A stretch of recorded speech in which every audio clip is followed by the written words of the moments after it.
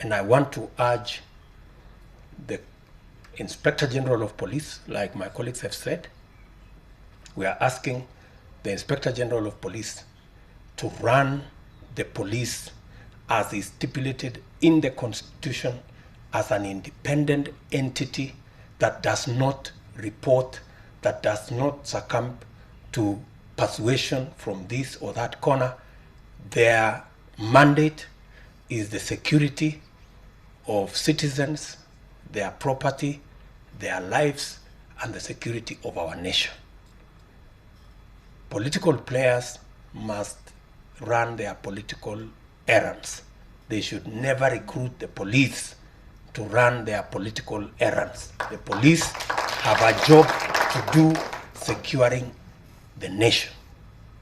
It is a tragedy that we have lost 2 young, dear, promising lives because of politicians. Out of desperation, they've gone to organize young people to cause mayhem, to throw stones, to cause violence, and in the process, their lives have been lost. Those who paid and organized those young people must not only be ashamed of themselves, but they must step forward and support the families of the young people who died. It is baffling that anybody can actually say that there was a scheme for the police not to be present to facilitate violence in Murang'a. That is tragic. That it was actually premeditated that there should be violence for whatever reason. And I want to say, please, let us use all other forms of competition. Violence should be out of reach of any political competition, and it must not be in the metrics and must not be in the equation of the politics of our nation. That way, Kenya can move forward. And I want to say it is unfortunate that 2 lives were lost in Murang'a, that property were destroyed in Murang'a. The lives that were lost in Murang'a lie squarely in the hands of Kibicho, Matiangi, and IG. And I want to tell the IG, Inspector General of Police, that is working for the people of the Republic of Kenya. Is the Inspector General of Police who is supposed to provide security to the people of Kenya.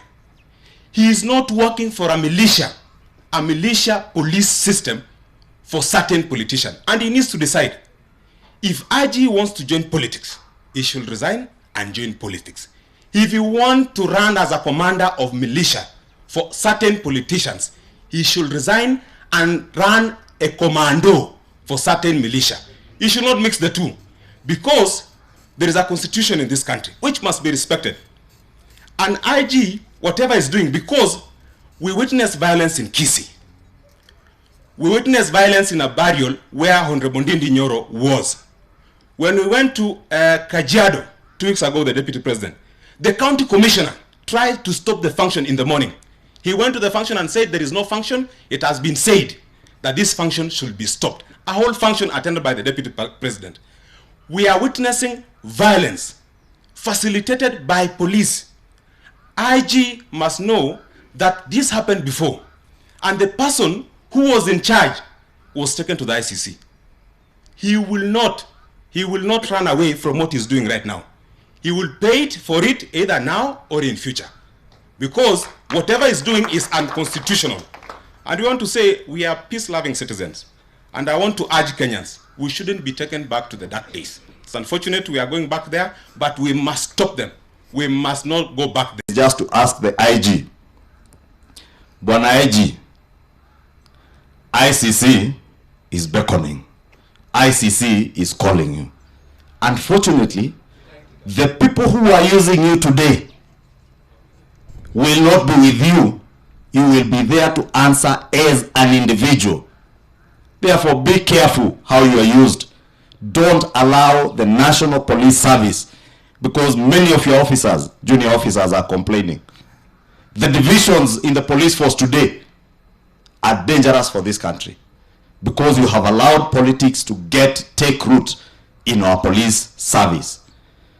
Our police service, we transform it from being a force so that it serves everybody fairly and in line with the laws of our republic, not to serve masters in the office of the president.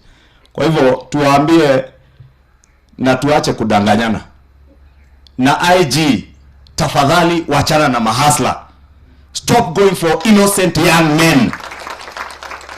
Go for the real culprits. Tunataka kumwambia IG, uliapishwa ukiwa peke yako. Umepewa kazi to work as independent. And if you do not know the meaning of independent, I can give you a dictionary. He is supposed to work without listening to any other outside forces. Na nimwambie IG, boss yako ni rais wa Kenya na raia. Matiang'i is not your boss. You are an independent person. Stop taking instructions from Matiang'i, kwa sababu hii Kenya tumeenda mbali sana. Mara ya mwisho tulisikia polisi wanaenda kutoa watu kanisani ilikuwa miaka 23 karibu 30 katika wakati wa multipartyism 1992. And that was during what we call the dark days of KANU, even though we were members of KANU then. But even then, the policemen never ever entered a church and told people to leave. In Murang'a, we saw the OCS or whoever he was go up to the pulpit and pick the microphone na kusema watu watoke kwa kanisa. On top of that, they tear gassed worshippers. The police force ni utumishi kwa Wakenya wote. An independent institution, constitutional institution. But now, we are seeing a dangerous trend where the same police force is being used like a militia to propagate political intolerance in this country. And we know the people who will take responsibility. Kenyans are watching. They might propagate whatever amount of propaganda, turning victims, into perpetrators. But we know the truth. Kenyans know the truth. The same people who are being used by politicians are confessing, it's in the public domain, that powers from above instructed security operatives to depart from Murang'a so that the state-sponsored violence can be propagated. It is in public knowledge ya kwamba kulikuwa na simu ambayo imetoka majuu wakati wa Murang'a violence. Tunajua ya kwamba there was a call from above. We want to know which above is this one.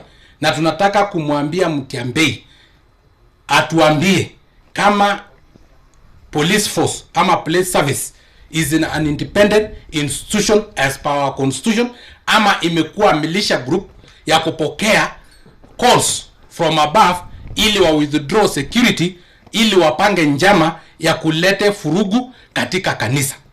I'm telling you, the last time sisi tuliona tear gas imerushwa kwa kanisa ilikuwa 25 years ago wakati wa Moi.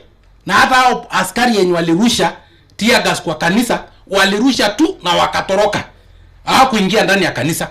Katika karne hii na katika constitution hii tumeona watu wamerusha tear gas hawana aibu, wakaingia mpaka ndani ya kanisa wakiwa na kraoni ya serikali na kuchukua mic kama hii na kuoda wananchi watoke wasiabudu katika kanisa. Kwani inji hii imekuwa ya kuabudu nani?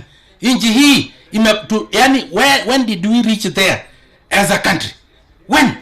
Na tunataka leo kuambia Inspector of Police, kumbuka your predecessor ambao alikuwa anaitwa Ali alitumiwa, baadaye alisimama bila uniform huko Hague.